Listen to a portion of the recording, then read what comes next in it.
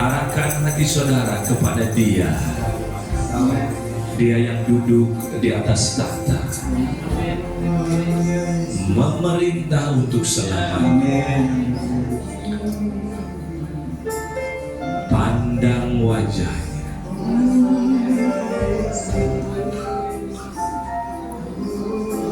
saudara sudah sering mendengar Tuhan mengarahkan wajahnya kepada kita dan memberi kasih karunia. Inilah saatnya saudara mengalami hal itu.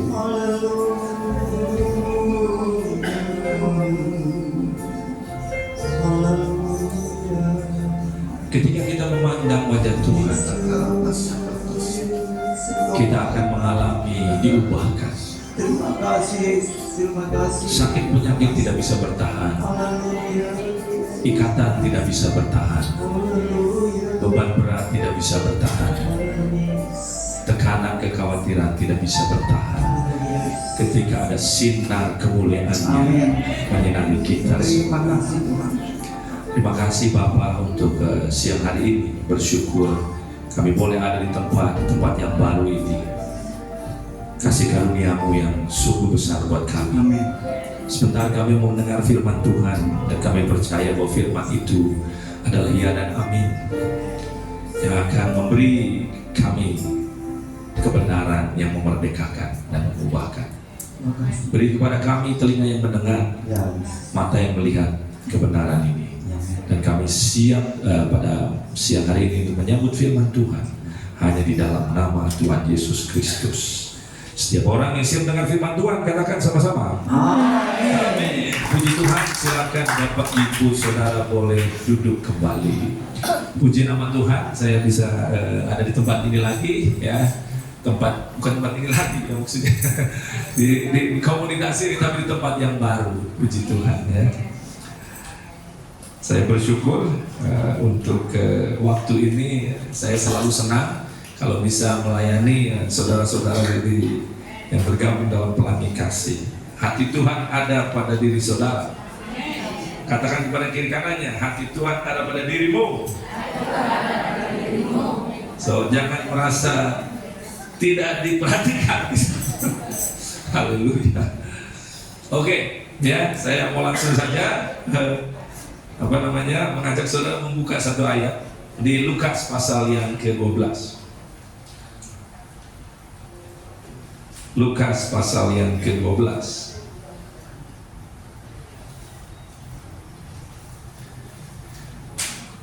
Lukas pasal yang ke-12 ayat yang ke-35. Mulai dari ayat yang ke-35, tapi saya mau berbicara tentang itu dulu, nanti kita baca bawah-bawahnya, ya. Ini ada ditampilkan, ya. Lukas pasal yang ke-12 ayat yang ke-35. Perkataan Tuhan Yesus, hendaklah pinggangmu tetap berikat dan pelitamu tetap menyala. Katakan sama-sama, hendaklah pinggangmu tetap berikat dan pelitamu tetap menyala. Sekali lagi, hendaklah pinggangmu tetap berikat dan pelitamu tetap menyala. Ini pesan firman Tuhan buat saudara pada siang hari ini. Hendaklah pinggangmu tetap berikat dan pelitamu tetap menyala.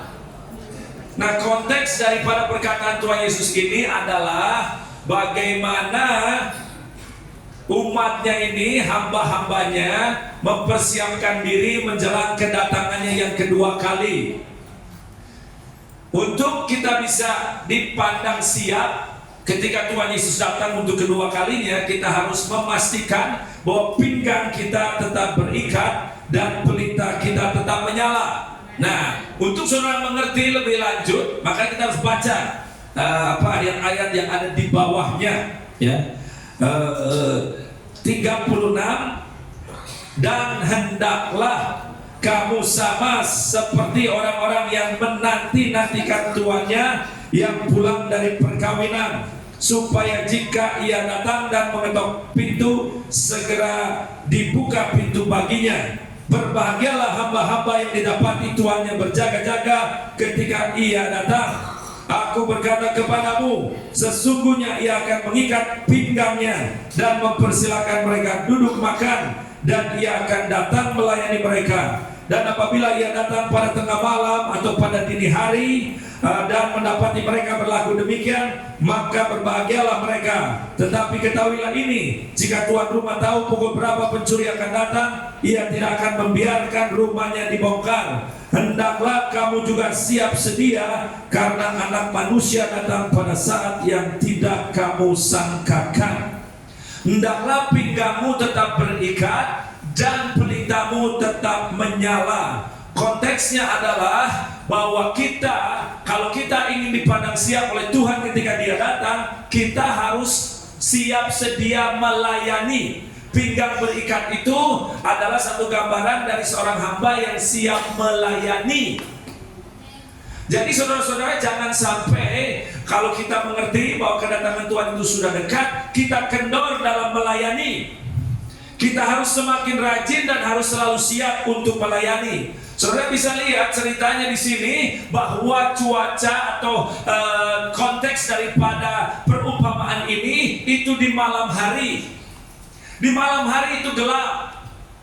Nah, pada saat gelap, saudara-saudara, kita tahu maka kita sangat mudah untuk terlelap, mudah mengantuk dan kemudian tertidur. Di malam hari maunya kita itu istirahat.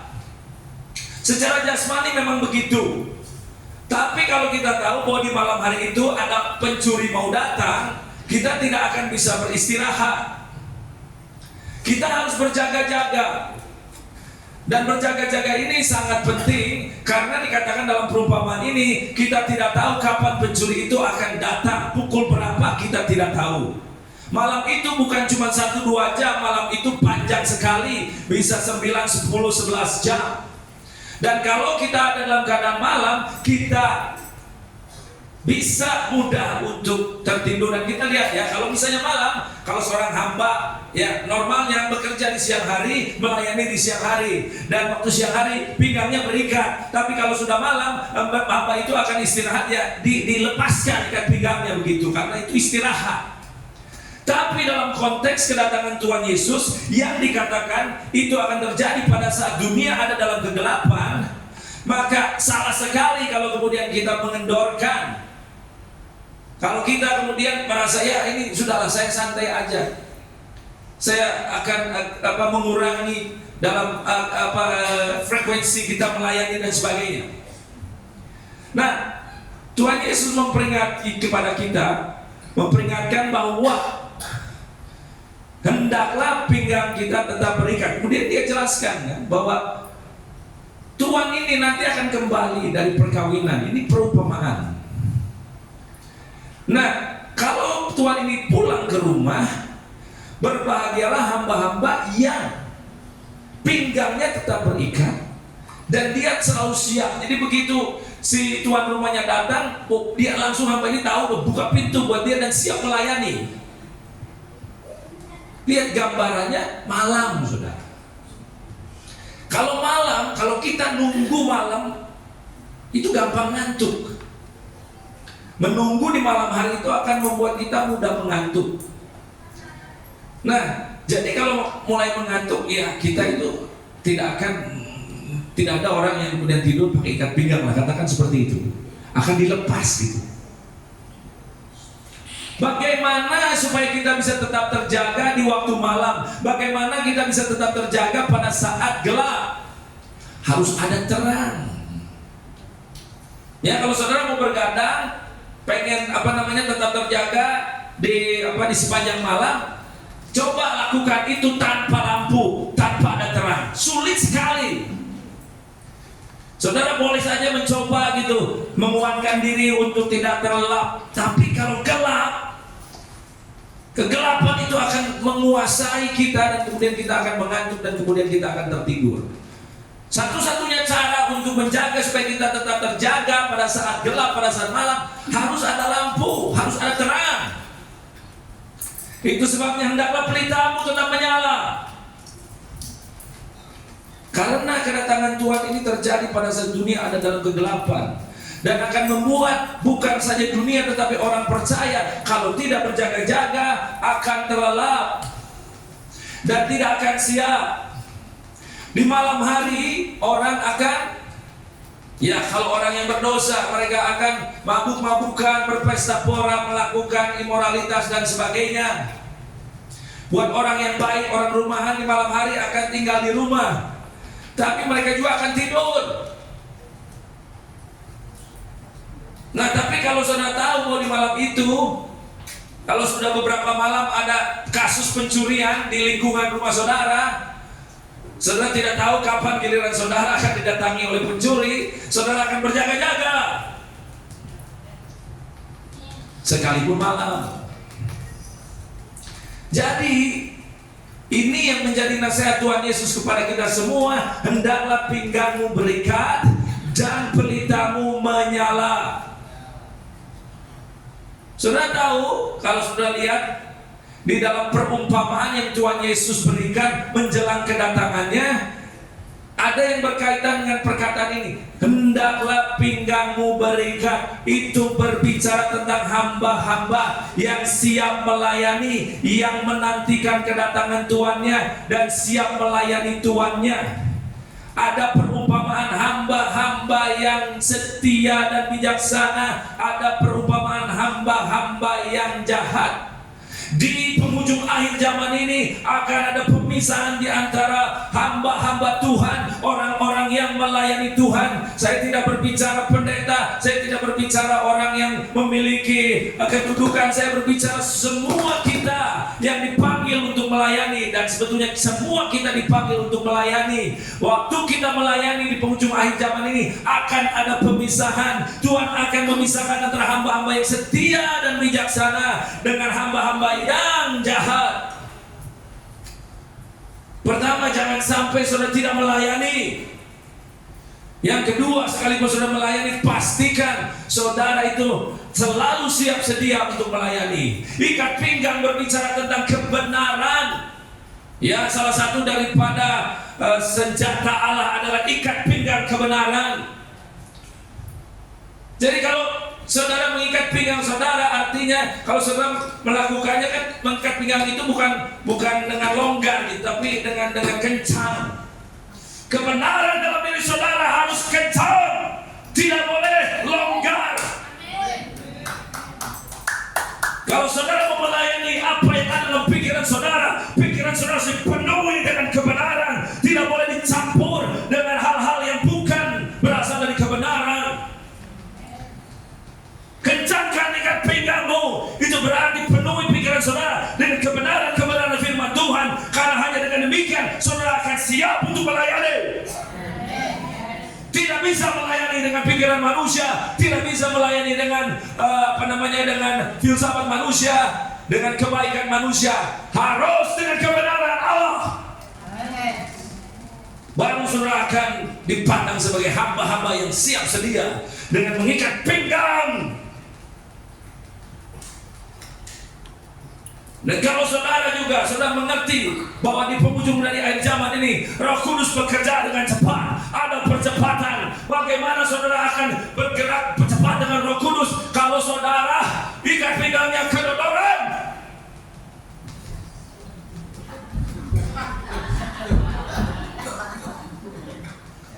Coba lari dengan ikat pinggang yang kedodoran.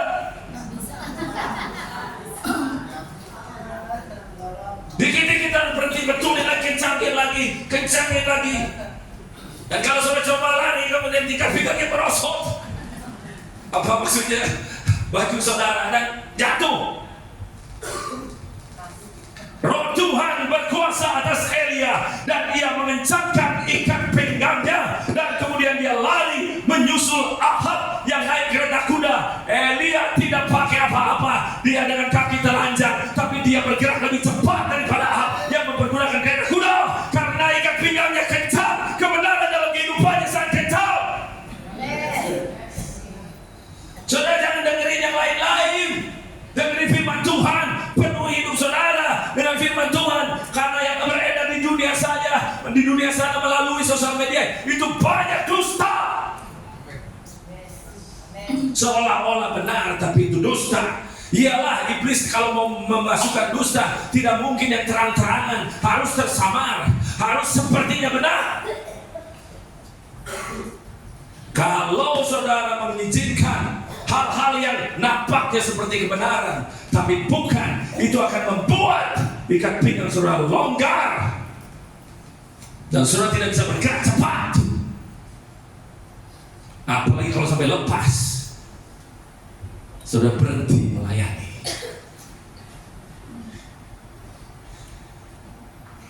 Ini bukan waktunya untuk berhenti melayani. Ini bukan waktunya untuk melayani seadanya. Harus melayani dengan ikat pinggang yang kencang, dibekali dengan kebenaran yang kokoh, yang kuat. Karena tujuan melayani adalah memerdekakan, dan hanya kebenaran yang akan memerdekakan orang. Bukan sekedar menghibur, bukan sekedar membuat orang merasa diperhatikan. Kalau cuma sampai di situ, orang itu tidak akan pernah merdeka. Saudara lihat, ada Petrus dan Yohanes waktu mereka mau datang ke bait Allah. Di pintu bait Allah ada seorang pengemis yang dikatakan dia sudah dari lahirnya kondisinya itu lumpuh. Jadi dari lahir sudah ditaruh di situ. Maksudnya dari sudah lama, karena dia lupus sejak lahir. Meminta-minta. Waktu Petrus dan Yohanes mau masuk ke bait Allah, pengemis ini mulai mengulurkan tangannya meminta-minta.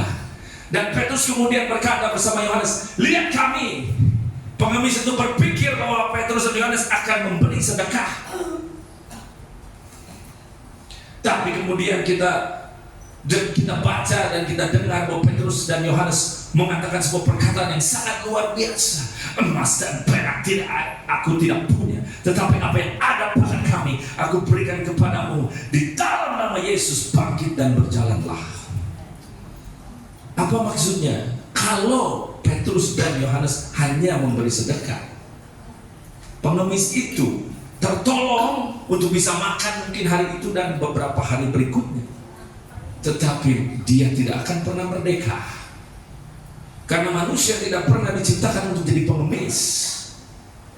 Manusia diciptakan untuk bekerja. Kalau hanya sampai memberi, itu adalah kebaikan, tapi tidak memerdekakan. Karena itu Petrus dan Yohanes berkata, silver and gold we don't have. Apa yang kami punya, nama Yesus, kebenaran itu kami berikan. Kebenaran memerdekakan dia. Kita tahu ceritanya, dia kemudian disembuhkan, dia bisa berjalan, dia melompat-lompat, dan setelah itu dia tidak usah mengamis lagi. Itulah kuasa dari kebenaran, memerdekakan. Ya, kita selalu melayani sesuai dengan keadaan orang, tapi kita harus membawa mereka untuk akhirnya mengalami kebenaran yang memerdekakan. Nah, hendaklah pinggangmu tetap berikat. Artinya kalau melayani saudara harus tahu kebenaran, dan melayani orang itu adalah berdasarkan kebenaran, bukan dalam konteks istilahnya. Ya itu kita harus berbuat baik, ya sudah, jangan salah tangkap, Pak. Tapi kita harus bawa orang itu untuk mengalami kebenaran. Ilustrasi yang sangat sering mungkin sudah dengar gitu. Kalau orang ya lapar, kasih ikan dulu. Dia sakit, dia kelaparan, gak punya kekuatan, ya kasih makan dulu. Tapi kalau kemudian dia sudah sembuh dari sakit dan sudah kuat, kalau terus dikasih ikan, dia hanya diam aja, itu merusak. Setelah itu kalau sudah lihat dia sudah kuat dan sudah sehat, jangan kasih ikan, tapi kasih kail kan. Ya, kok biasanya saya dikasih ikan, sekarang dikasih kail? Ya mati sendiri sekarang. Jangan maunya disuapin aja. Ya satu saat ketika masih sulit, ya kita rawat. Tapi perawatan itu nggak boleh terus menerus. Bayangkan, masa merawat orang sakit terus kondisinya begitu terus. Ada yang salah dengan perawatan itu berarti. Kan kita harus menyembuhkan, membuat orang mengalami kemerdekaan. Nah ini saudara, Tuhan mau bekerja dengan cepat dan luar biasa dan dahsyat. Tadi makanya saya waktu kita nyanyi, bagi Tuhan tak ada yang mustahil, bagi Tuhan tak ada yang, terus apa? Mujizatnya disediakan bagiku. Ku dia apakah?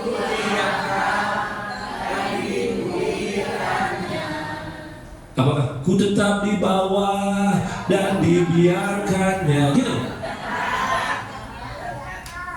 Ku diangkat dan dipulihkannya.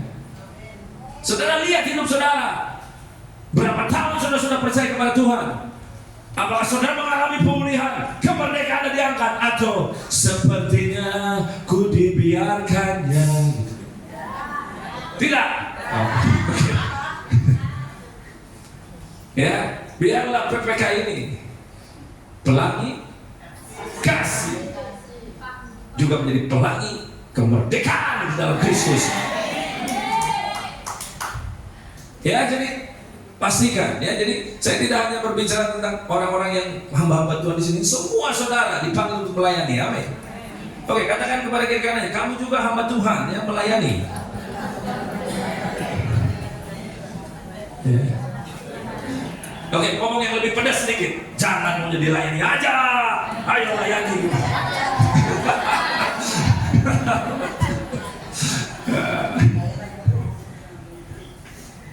Siap sudah melayani? Siap ikat pinggang berikan? Amin. Ya, dan pelitamu harus menyala. Nah, tadi saya bilang ada perumpamaan dari hamba-hamba yang jahat, hamba-hamba yang baik, yang setia, bijaksana. Itu tentang bagaimana ada hamba-hamba di penghujung akhir zaman ini yang kemudian mulai tidak lagi menantikan untuk melayani. Dikatakan dalam perumpamaan itu, kita nggak usah baca, hamba-hamba ini mulai ngomongin hamba-hamba yang lain dan memukul dan ikut mabuk-mabukan. Artinya menjadi duniawi. Kalau saudara tidak berjaga-jaga ketika saudara melayani Tuhan di penghujung dari akhir zaman ini, saudara akan menjadi hamba-hamba yang melayani Tuhan tapi menjadi duniawi. Caranya, cirinya, orang yang seringkali ngomongin hamba-hamba yang lain, itu hamba-hamba yang mulai jahat. Dan mabuk-mabukan itu berbicara, dia lupa, dia bersenang-senang. Menantikan dan berjaga-jaga di waktu malam. Jangan sampai terlelap, jangan sampai saudara jatuh ke dalam orang-orang yang berdosa, yang melakukan dosa di waktu malam hari. Tapi itu yang akan terjadi. Makanya akan ada pemisahan. Dan satunya lagi, dikatakan apa? Hendaklah beritamu tetap. Katakan saya lagi, hendaklah beritamu tetap. Nah, ini kita tahu ada perumpamaan 5 gadis bijaksana dan 5 gadis bodoh. Ini berbicara tentang pelita yang tetap menyala. Saya tadi katakan bahwa malam hari itu bukan 1-2 jam. Malam hari itu 9-10 jam, 11 jam. Dan gadis-gadis yang bijaksana, gadis-gadis yang bodoh itu, mereka cuma memiliki persediaan minyak yang terbatas. Ya bayangkan kalau saudara tahu pencuri akan datang pada malam di mana ya saudara itu pada malam yang saudara pikir ini karena sudah ada banyak pencurian, saudara pikir ini mungkin di salah satu malam ini pencurinya akan berusaha mendatangi rumahku. Nah, jadi saudara malam-malam tuh tidak mau tertidur, saudara mau berjaga-jaga. Nah, untuk bisa berjaga-jaga seperti tadi saya katakan, saudara perlu terang, saudara nyalain pelita. Ini zaman dulu, jadi pelita ini pakai minyak begitu bahan bakarnya. Bayangin kalau saudara cuma punya pelita 3 jam, saudara mulai malam itu katakan mulai jam 7, pelita saudara cuma bisa nyala sampai jam 10. Ya kalau pencurinya datang jam 8 ketahuan. Tapi kalau saudara sampai jam 10 belum datang pencurinya, minyak saudara udah habis, pelita saudara padam. Saudara berusaha untuk tetap berjaga, jam 11 mungkin masih bisa, jam 12 sudah dan akhirnya saudara tidur, pencuri datang jam 2, nggak ketahuan. Nah, itulah kenapa dikatakan gadis-gadis itu bijaksana. Bijaksana itu artinya dia tahu bahwa malam itu panjang. Jadi dia bukan hanya ada minyak di pelitanya, tapi bawa minyak buli-buli karena harus diisi terus. Saudara-saudara, pastikan saudara selalu penuh dengan Roh Kudus. Saudara penuh Roh Kudus atau tidak?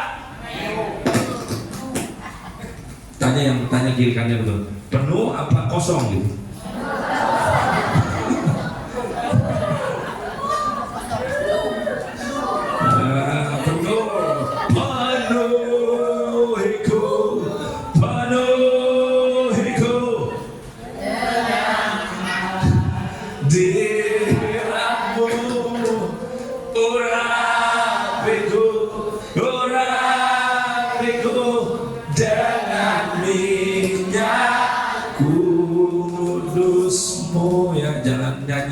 Saja pastikan saudara benar-benar penuh dengan minyak Roh Kudus.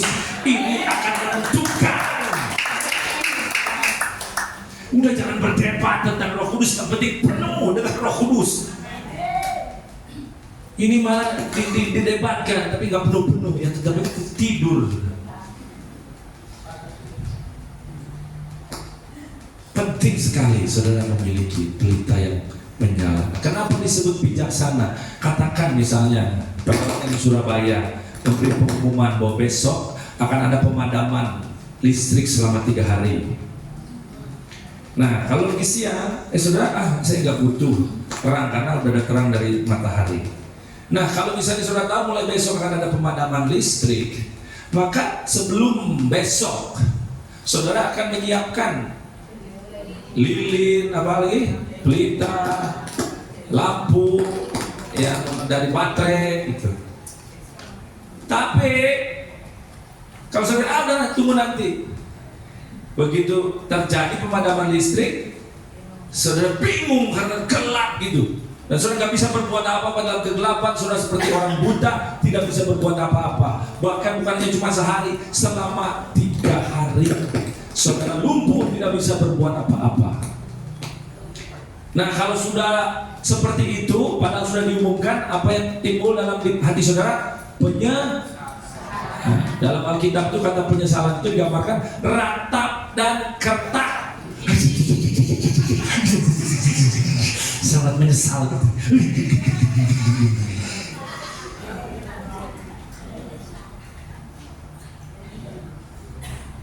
Itu yang terjadi dengan hamba-hamba yang jahat. Itu yang terjadi dengan gadis-gadis yang bodoh. Dan mereka adalah orang-orang percaya. Hamba-hamba itu orang-orang percaya. Gadis-gadis itu orang-orang percaya. Jadi akan ada pemisahan bukan saja antara orang percaya dengan yang tidak percaya, tapi di kalangan orang percaya pun akan dipisahkan. Jadi saudara perlu berjaga-jaga. Saya mau tadi lagi kita pujian penyembahan. Nah, di waktu malam orang-orang akan tidur. Tapi saya merasa ya, Tuhan mau kasih mujizat buat saudara. Amin. Ya, bagi Tuhan tidak ada yang mustahil. Karena saya tahu saudara menghadapi situasi-situasi yang mustahil. Tapi Tuhan mau beri mujizat. Tapi saudara harus memastikan saudara itu tadi, pinggangmu harus berikat. Penuhi dirimu dengan kebenaran dan pelitamu tetap menyala. Penuhi dirimu dengan Roh Kudus supaya dalam hidupmu terang itu menyala terus. Nah, saudara-saudara, ada gambaran empat burung yang tiba-tiba saya tadi diingatkan Tuhan bahwa di kala situasi menjadi gelap ini secara rohani, pertama saudara harus belajar jadi burung pipit. Tuhan Yesus memberi perumpamaan, janganlah kamu khawatir akan apa yang kau makan, apa yang kau minum, apa yang kau pakai. Lihatlah burung pipit. Burung pipit tidak bekerja, tidak begini, tidak begitu, tapi Bapa di sorga memelihara mereka. Burung pipit tidak pernah bunyinya seperti ayam. Kalau ayam lagi kelaparan, bunyinya seperti apa, saudara? Cari ya. Apalagi kalau misalnya ada 2 ayam, cacingnya cuma 1, mereka rebutan.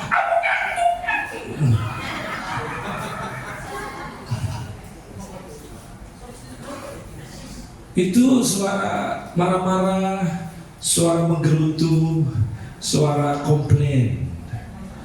Burung pipit bunyinya gimana?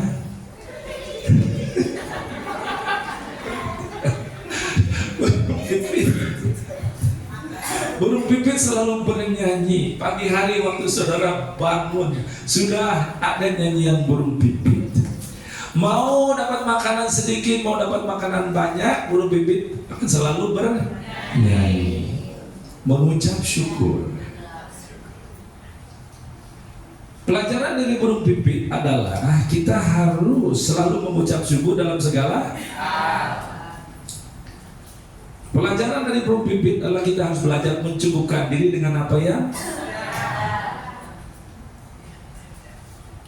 Jangan merasa kurang. Mencukupkan diri itu bukan cukup tidak cukup. Mencukupkan diri itu adalah sebuah keputusan hati, sikap hati. Ketika sedikit merasa cukup, ketika banyak juga tidak berlebih. Nah, saya tadi dapat ini, makanya saya mau katakan kepada saudara-saudara ya, belajar jadi burung pipit ya. Jangan seperti ya. Pengucap syukur, tadi di awal nyanyiannya juga tentang ucapan syukur gitu, tentang ucapan syukur. Nah ini penting saudara, karena situasi akan makin sulit. Percayalah, tidak akan makin mudah. Tapi ditentukan apakah kita mengucap syukur atau tidak. Ya, kebahagiaan kita, kedamaian kita itu bukan ditentukan oleh situasi, tapi sikap yang mengucap syukur. Oke, katakan kiri kanannya, jadi burung pipit. Amin. Oke. Yang kedua, nah, saya tadi udah katakan bahwa dunia ini masuk dalam masa kegelapan.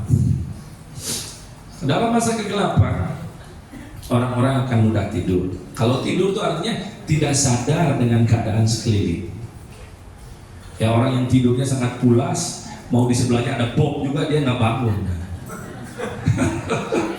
Ya, jadi ya, itu luar biasa orang yang tidur pulas. Nah, tapi secara rohani salah besar kalau di saat-saat sekarang ini kita tertidur secara rohani. Kita harus berjaga-jaga. Mata kita harus terus terbuka. Makanya belajar jadi burung hantu. Ya, jadi ini adalah saatnya untuk saudara jangan jadi burung kutilang yang malam-malam tidur, saudara harus jadi burung hantu. Burung hantu itu di malam hari dia itu matanya melotot dan dia melihat. Nah, bukan karena matanya itu tajam, tapi dengan demikian dia itu terjaga dan dia punya pendengaran yang sangat peka. Konteksnya adalah saudara harus mengerti di saat ada kegelapan iblis ini bekerja. Pencuri ini bekerja, pencuri jarang melakukan aksinya di siang hari. Kalau dia melakukan itu di bos itu namanya merampok. Mencuri itu dia pengen gak ketahuan gitu. Nah, Tuhan Yesus katakan berjaga-jaga, berjaga-jaga, berjaga-jaga. Jadi, ya, saya juga merasakan banyak di antara saudara yang nanti pada saat malam itu saudara akan jadi burung hantu. Berjaga-jaga. Tuhan tidak akan izinkan saudara tidur. Saudara perlu berjaga-jaga. Ini waktunya. Ya, dalam soal pemeliharaan saudara harus jadi burung pipit yang selalu bersyukur. Dalam soal ada iblis yang sedang berkeliling, mau memangsa, mau mencuri sebagai pencuri, pembunuh dan pembinasa, saudara harus berjaga-jaga. Pencuri iblis itu bukan mencuri hanya mau mencuri barang. Bukan seperti pencuri yang hanya mau mencuri barang. Iblis itu pencuri yang bukan hanya mau mencuri barang, tapi mau membunuh orang yang dicuri. Jangan sampai di antara saudara ada yang mati karena dibunuh oleh iblis. Karena saudara tidak berjaga-jaga. Tidak setiap kematian itu dari Tuhan. Ada sebagian kematian karena direnggut nyawanya oleh iblis. Saudara perlu berjaga-jaga. Karena salah satu fenomena akhir zaman adalah akan banyak kematian. Saudara baca dalam kitab Wahyu. Ada waktu kuda itu dilepaskan, kuda yang hijau kuning itu, begitu banyak orang dikatakan seperempat penduduk manusia itu mati, penduduk bumi mati. Jangan sampai sudah jadi korban. Berjaga-jaga. Ya, ini memang bukan saat yang mudah, tapi kita perlu berjaga-jaga. Nah, burung yang ketiga, saudara, sebetulnya itu ayam, tapi dalam konteks yang bagus, bukan yang jelek. Ayam berkokok di pagi hari. Zaman dulu belum ada alarm, jadi dibangunkannya oleh suara kokok ayam. Nah, beberapa di antara saudara juga tuan adik, saudara tahu bahwa suara ayam itu nyaring. Suara ayam berkokok itu nyaring di pagi hari, di saat orang masih tidur, di saat kondisi masih gelap.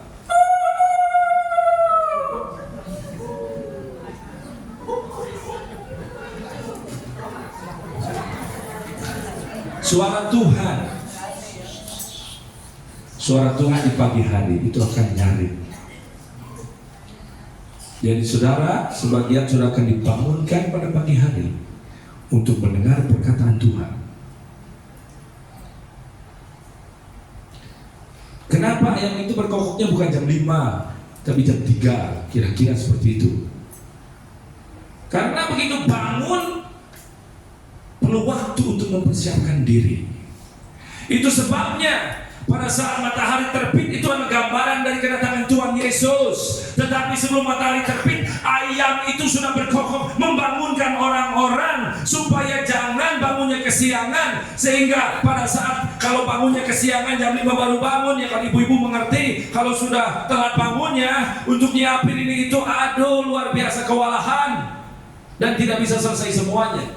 Maka itu ayam berkokok jam 3 memberi saudara waktu untuk bersiap-siap menjelang matahari terbit. Saudara, Tuhan berbicara pada waktu-waktu sekarang ini, baik secara langsung lewat rohnya atau lewat nabi-nabi yang dibangkitkan untuk membangunkan saudara, untuk membangkitkan saudara supaya saudara siap sedia sebelum kedatangan Tuhan Yesus yang kedua kali.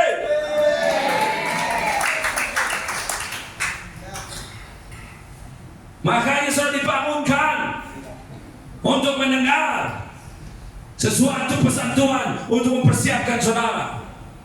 Tapi jangan salah, ayam berkokok ini juga ada sisi negatifnya. Karena begitu ayam berkokok, ada seorang murid Tuhan Yesus yang menyangkal dia 3 kali. Ini berbicara akan banyak orang gereja, banyak orang percaya yang menyangkal Yesus. Akan ada kemurtadan besar-besaran.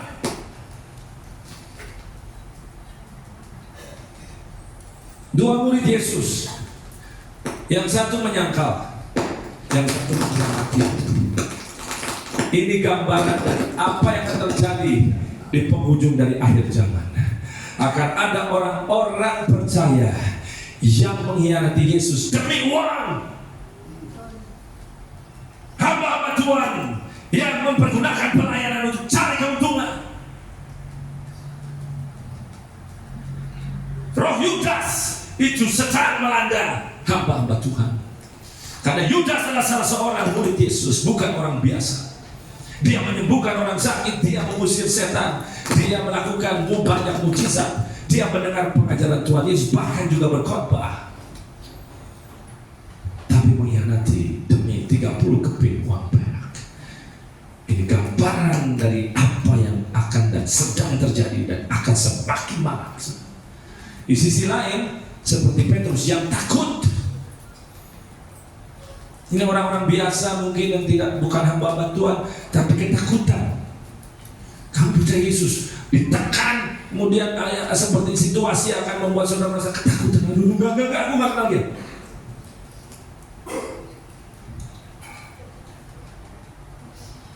Karena itu sudah perlu jadi seperti Yohanes yang selalu intim dengan Tuhan. Bahkan ketika Yesus disalib, di kala murid-murid yang lain tidak ada di salib, tidak ada di dekat salib, tapi Yohanes ada di situ. Dia lihat Tuhan Yesus yang selalu bersandar di bahunya Tuhan Yesus, di badannya Tuhan Yesus. Ketika Tuhannya disalib, dia pun ada di kaki salib.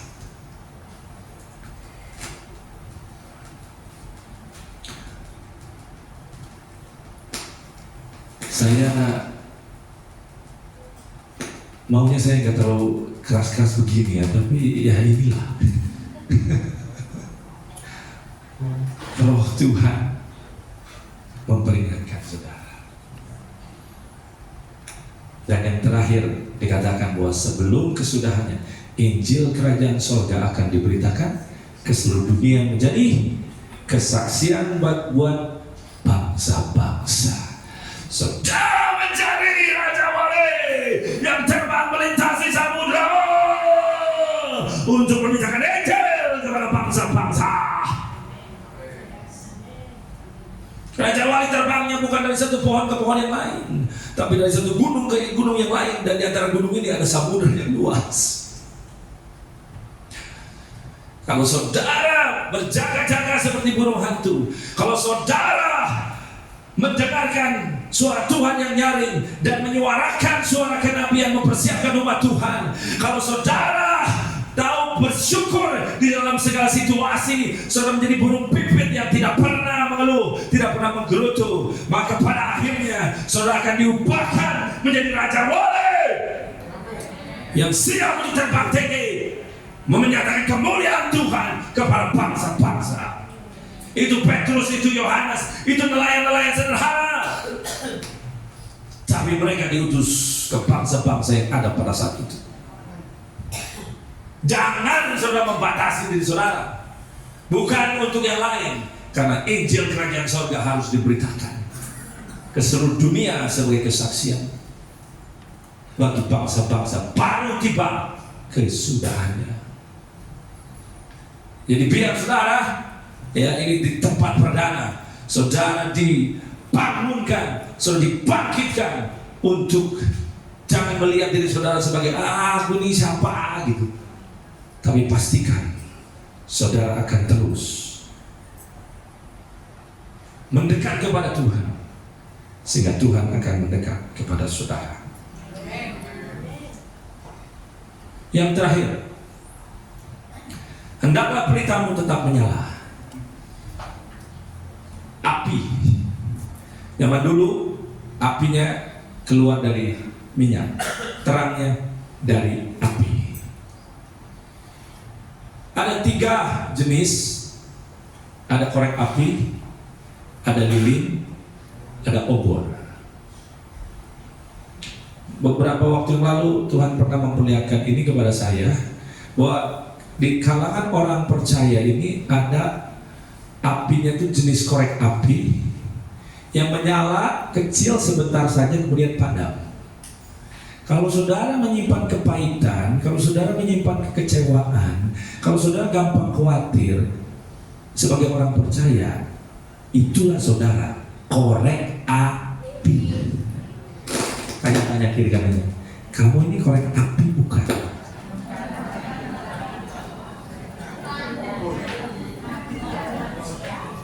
Dikit-dikit kecewa,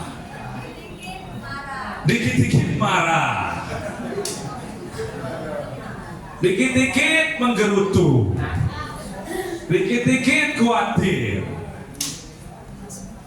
Korek api.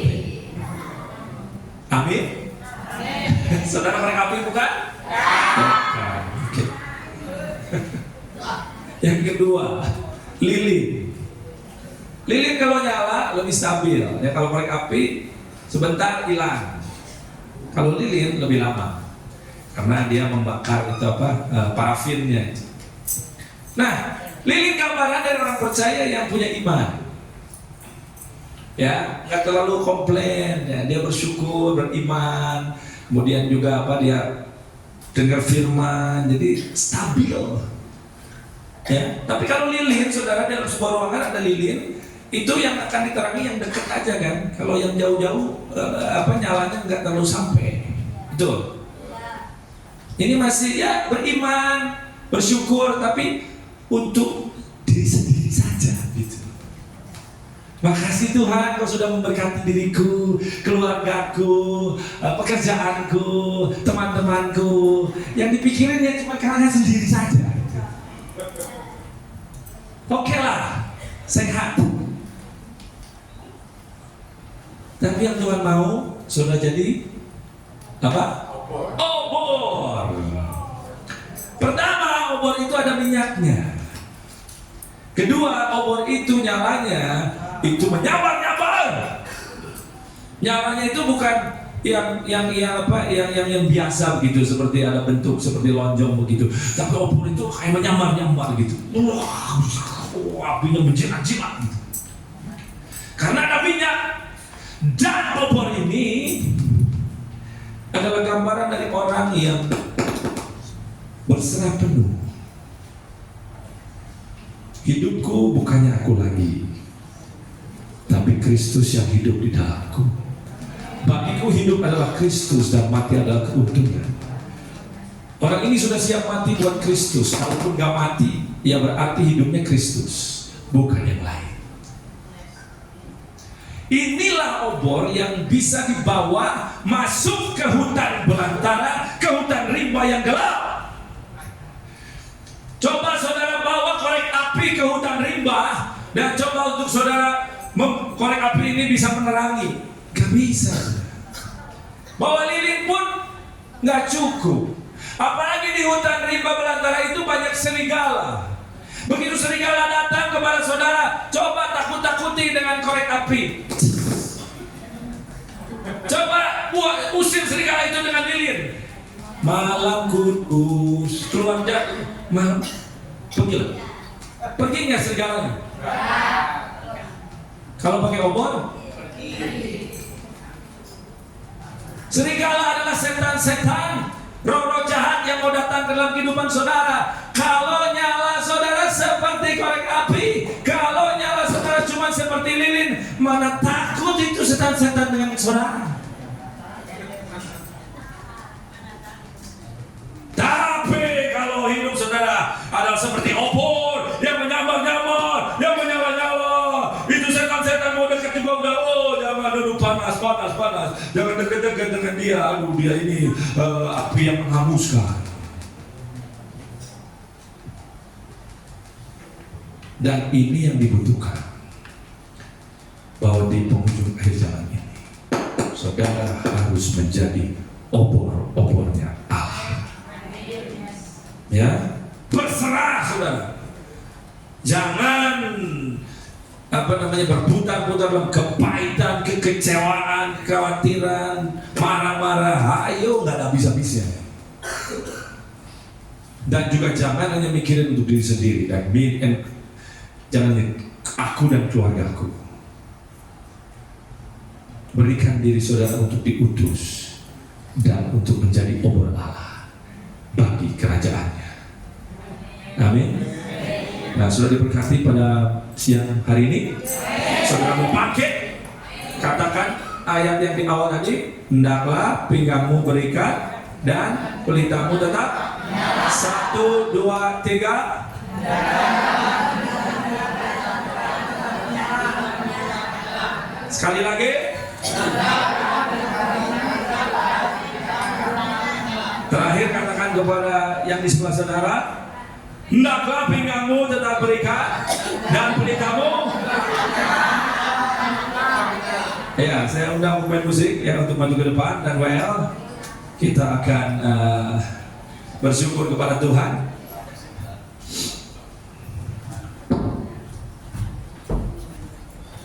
Bagi Tuhan tiada yang mustahil.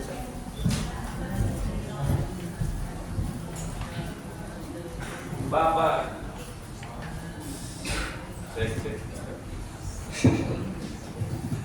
mari kita berdoa sebentar. Bapak di surga, Bapak di surga, terima kasih untuk siang hari ini. Terima kasih untuk firman-Mu. Biar firman ini boleh menjadi seperti palu yang menghancurkan hati yang keras, menjadi seperti api yang membakar hati yang dingin, supaya kami boleh bangkit disadarkan di masa di mana kami hidup saat ini, dan kami mengerti apa yang Kau inginkan dari kehidupan kami sebagai gereja-Mu, sebagai orang-orang percaya, umat-Mu dalam mempersiapkan bagi kedatangan Tuhan Yesus. Kami akan lihat mujizat yang luar biasa yang belum pernah kami alami sebelumnya. Engkau akan menyatakan kemuliaan-Mu, dan Kau lihat setiap jiwa yang ada pada hari ini Tuhan, orang-orang yang tergabung dalam pelangi kasih ini Tuhan, mereka boleh siap untuk menerima mujizat yang mustahil dalam kehidupan mereka Tuhan. Kita nyanyikan bagi Tuhan.